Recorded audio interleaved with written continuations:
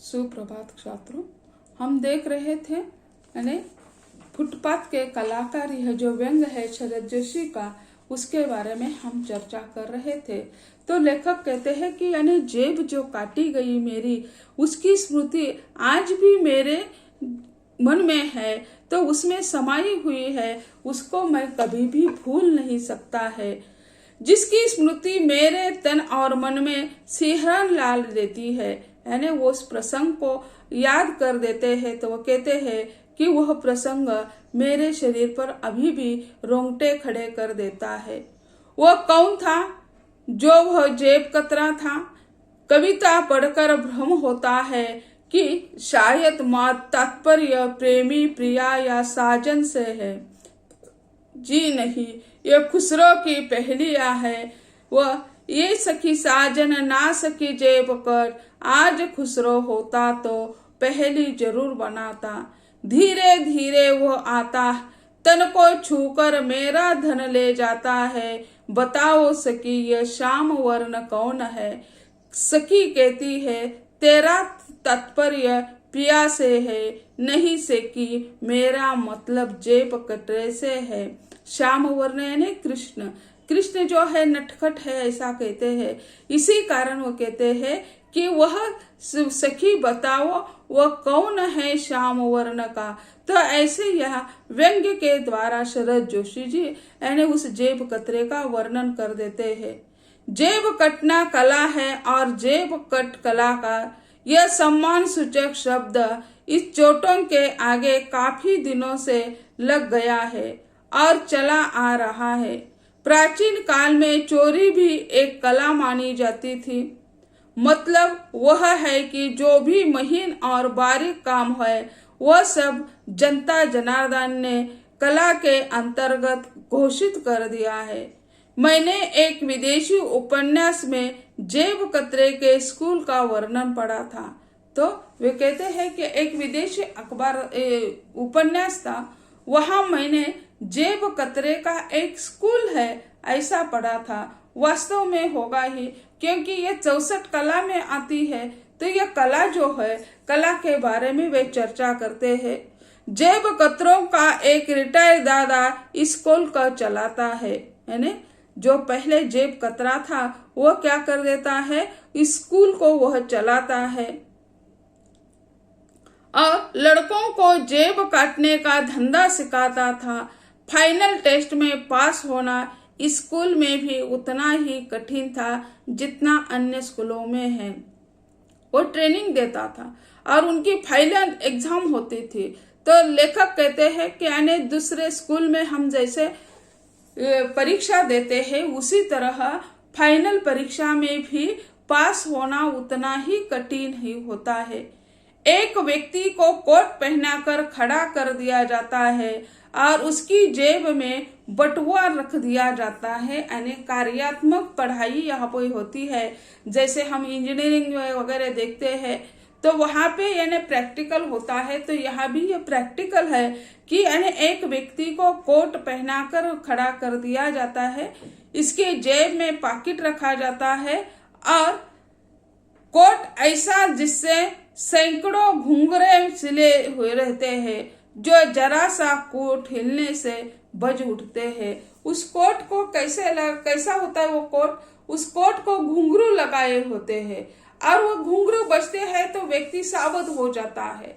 तो उसी तरह ये कोट जो है उसके घुंघरू न बजे, उसी तरह वे जब जेब काट लेता है तो वो उसमें पास हो जाता है। उदीयमान जेब कतरे को परीक्षा पास करने के लिए उस कोट से बटुआ इस सिफत से निकलना पड़ता है कि एक भी घुंघरू न बजे, है ना। इस इतनी सफलता से थोड़ा सा भी धक्का उस जेब को लगता है या कोट को लगता है तो घुंघरू बजते हैं। लेकिन उस जेब कतरे को कैसा कार्य करना है, एक भी घुंघरू उससे न बजे, इसी तरह का कार्य करते हुए जिसे कोट से यानी बटुआ निकालना पड़ता है और यह यानी वो उनकी अंतिम परीक्षा होती है। तभी वह पास घोषित कर दिया जाता था और पेरिस की सड़कों पर काम चालू कर देता था।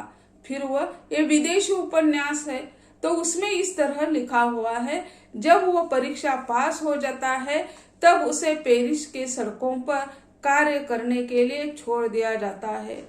उस दिन जब मेरी जेब कटी थी, एक घुंघरू नहीं बजा था। बड़े सदे हुए हाथों का चमत्कार था। पता नहीं यह उसकी सफलता थी या मेरी लापरवाही। तो वो कहते हैं कि उसी समय एक भी घुंघरू नहीं बजा था, तब यानी उसकी सफलता या मेरी असफलता, इसके बारे में सोचना चाहिए। वो कहते हैं हम जो पैसों को हाथ का मैल समझते हैं, उसे जेब में कचरे की तरह डालते रखते हैं और उसे साफ करना कठिन नहीं होता है। कलाकार अपना खेल जानता है, उसके राज पुलिस समझती है। हम जैसा साधारण व्यक्ति नहीं। हम जेब पर बटन लगा रखते हैं कि अब रकम टस से मस नहीं हो सकती है, मगर जब वह जेब का जादूगर आता है, आशंका का घुंघरू बज नहीं पाता और बटुआ गायब हो जाता है। माया महा ठगिनी है और यह ठगिनी चोर और जोब कतरों की सहायता होती है। तो कहा जाता है, भक्ति संप्रदाय में भी कहा जाता है, माया महा ठगिनी। माया को किसने भी नहीं छोड़ा है। तो जब जेब कट जाता है, उसी समय कैसी माया होती है क्या पता, और वहीं से उनकी जेब काट दिया जाता है और वह माया जो है जेब कतरे को सहायता करती रहती है। वो कहते हैं वे आते हैं और ले जाते हैं। वे यानी जेब कतरे आते हैं और हमारे जेबों में जो रखा हुआ है वो साफ करके ले जाते हैं। आपको पता नहीं है लगता रुपया कहाँ गया।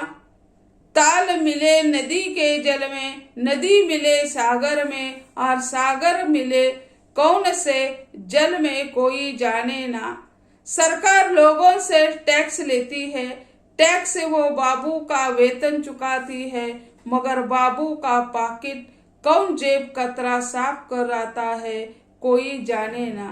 तो वहां उन्होंने बहुत अच्छा उदाहरण दिया है कि यानी जल जो है, ताल मिले नदी के जल में, यानी तालाब या छोटे नाल जो होते हैं वो नदी में मिलते हैं, नदी जाकर समुद्र को मिलती है, और सागर मिले कौन से जल को, सागर कौन से जल को जाकर मिलेगा।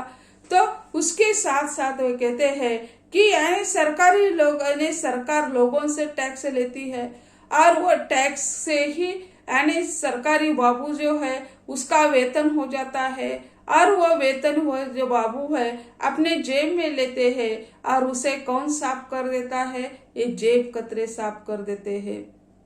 जेब कतरे का कोई रूप नहीं होता, वो मानव रूप होकर भी प्रेतों से हरकत करते हैं। यानी उसका इन्हें जेब कतरों का कोई रूप नहीं होता है, बहुत अच्छे भी होते हैं, दिखने में साफ सुथरे, कपड़े भी अच्छे ढंग के होते हैं, और फिर यानी क्या कर देते हैं, ये कैसी करतूतें कर देते हैं, प्रेतों जैसे करतूतें कर देते हैं, अर्थात नजर नहीं आते। यानी प्रेतों जैसे ऐसा क्यों कहा, क्योंकि वे नजर नहीं आते हैं सामने से, कब जेब कट गई ये पता नहीं चलता है, और वह यह माने, इस माने में देवता है कि वह यदि आपके साथ भी है तो भी आप उसे पहचान नहीं सकते।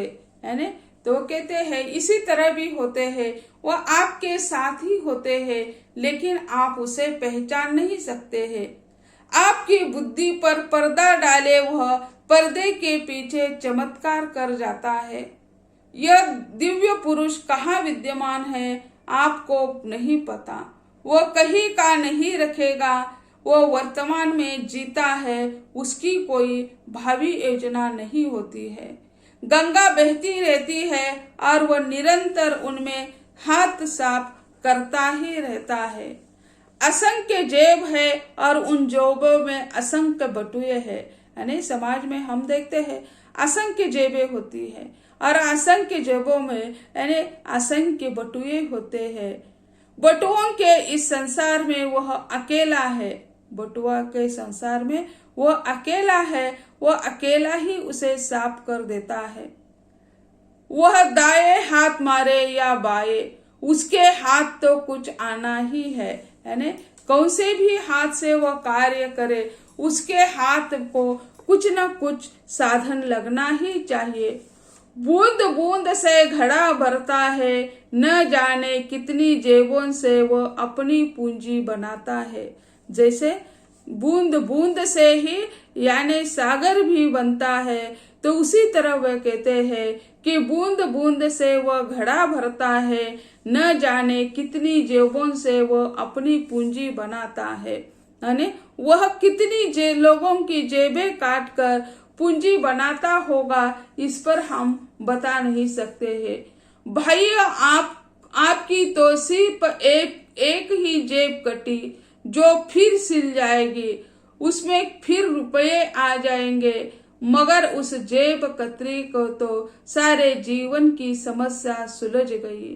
कहा परिश्रम करता, दिन रात खटता, पसीना बहाता, पर पास 12 या 17 या 18, हर जेब उसके लिए एक लॉटरी है जिसका टिकट नहीं खरीदना पड़ता है। लॉटरी लगानी है तो लॉटरी का टिकट खरीदना है, तो उसके लिए भी पैसा लगाना पड़ता है। उसे कोई कष्ट नहीं करना पड़ता है, कोई पसीना बहाना नहीं पड़ता है। यानी वह क्या है, एक लॉटरी की तरह है, ना उसकी टिकट खरीदना है, ना उसके ज्यादा कष्ट करना है। कुछ दिन हुए मैंने महानगर कलकत्ता के एक ऐसे ही परजेब जीवी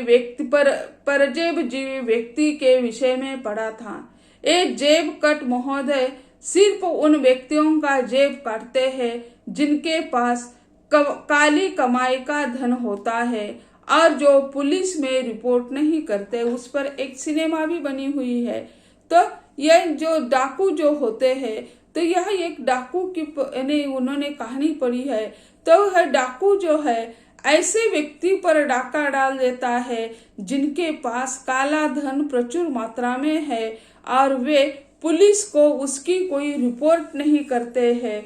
तो वहां का पैसा वह यानी क्या कर देते हैं, तो यानी डाका डाल देते हैं। बार बार चोरी करने के सिवा यानी महीनों में कई सालों में एक बार ही चोरी करना और जिंदगी भर यानी बैठकर खाना, ऐसा भी है। आप 200-400 रुपये से हल्का जेब कभी नहीं काटते। बंगले में रहते हैं, टेलीफोन आदि रखते हैं और सभी ठाट बाट है। ये चोर कैसा है कलकत्ता में, यानी सब कुछ सुख सुविधा उनके पास है, टेलीफोन है, गाड़ियां हैं, सारा ठाट बाट है। बरसों से आप इस कार्य में व्यस्त है। ये चोरों के जेबकट है और सामान्य गरीबों की जेब काटने वालों की घटिया श्रेणी में नहीं आते। यह जो चोर है बड़े उच्च श्रेणी का है। वह नहीं मानता कि सामान्य जेब कतरे जो है उसी तरह कार्य करे। वो क्या कर देता है, बड़े बड़े लोग हैं वहीं पे डाका डाल देता है। सामान्य व्यक्ति जैसा यह डाका डालने वाला नहीं है। लीजिए, यह आदर के पात्र भी हो गए। ये पात्र जो है कलकत्ता का ये जो चोर है वह आदर का पात्र भी बन गया। अगर इन जेब कतरों को फुटपाथ का कलाकार कहा जाए तो ये उन सबसे ऊंचे हैं और पता नहीं ऐसे कितने हैं। किसे मालूम कौन चोर है क्या है, भीड़ में कौन किसको पूछता है, कुछ नहीं है। सारे भीड़ में कुछ लेने के लिए आते हैं, तो बीच में ये जेब कतरे भी अपना काम सफल करने के लिए आ जाते हैं। यहाँ वहाँ सभी जगह सभी शहरों में ये कलाकार की खबरें हैं। जगह जगह पर लिखा रहता है जेब कतरों से होशियार रहे। रेल स्टेशन पर होता है, बस स्टैंड पर होता है, बस में लिखा हुआ होता है। लेकिन ये जेब कतरे बस में भी होता है, बस स्टैंड पर होते हैं, रेल स्टेशन पर होते हैं। वहां की जो व्यवस्था है उन्हें भी पता चलता है कि कौन जेब कतरे है, कौन बड़े जेब कतरे, कौन छोटे जेब कतरे है। फिर भी लिखे हुए हैं, फिर भी वे जेब कतरे खुले आम वहां घूमते हुए दिखाई देते हैं। जगह जगह लिखा रहता है जेब कतरों से होशियार। मजमा लगाने वाला बार बार चिल्ला कर कहता है भाइयों जेब पॉकेट से होशियार। मगर पॉकेट काटने वाला कलाकार होशियारों का भी होशियार होता है, लेकिन यहाँ जेब कटने वाला जो होता है वो उससे भी बहुत होशियार होता है, क्योंकि यह लाउडस्पीकर पर अनाउंस किया जाता है भाइयों बहनों अपनी जेब को संभालो। लेकिन वहां भी उनके पीछे जो पुकारने वाले होते हैं उनके साथ ही ये जेब कतरे रहते हैं। तो ऐसी उनकी यानी एक कार्य करने की पद्धति है और वो उससे भी होशियार होता रहता है। यानी चोर पुलिस से भी आगे निकला हुआ होता है। तो ऐसे एक जो कलाकार कलकत्ते के कलाकार के बारे में लेखक ने यह उल्लेख किया हुआ है। तो छात्रों आज हम यही ठहरेंगे, अगले लेक्चर में उसके बचा हुआ हिस्सा देख लेंगे। धन्यवाद।